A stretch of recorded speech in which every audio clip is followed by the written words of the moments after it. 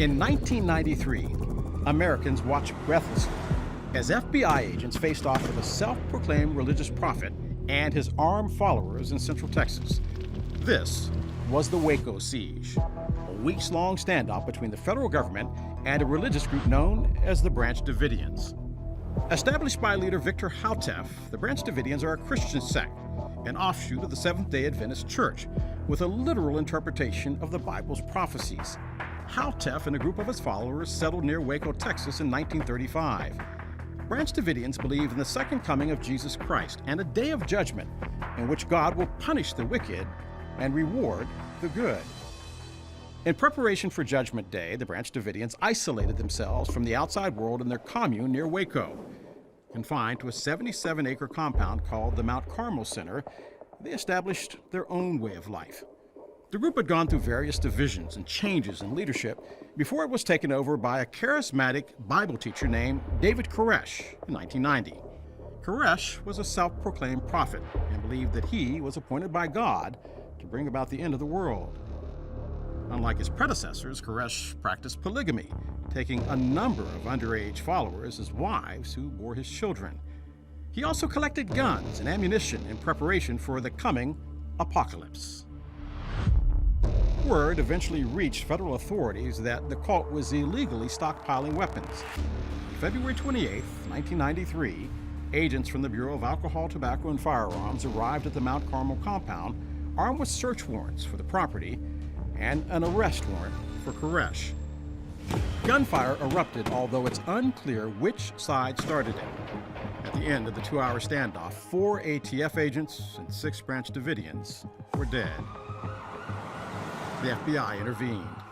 Nearly 900 members of law enforcement descended on the compound, including Texas Rangers, Army personnel, and National Guardsmen.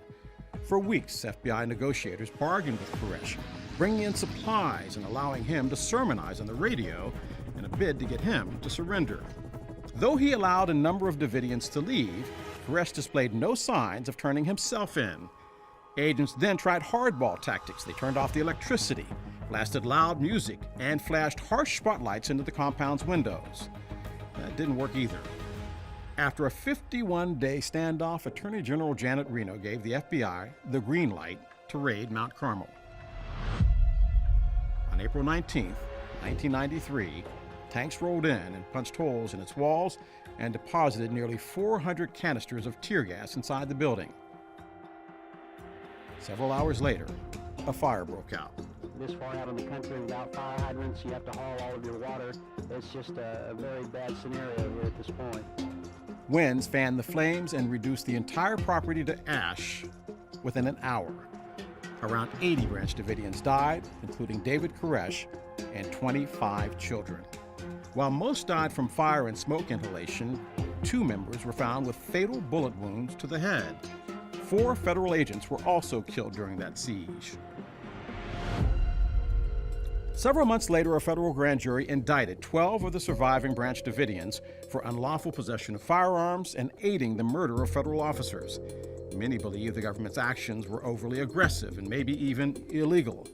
The raid drew sharp public criticism, and controversy swirled over whether or not federal agents started the fire and shot the Branch Davidians.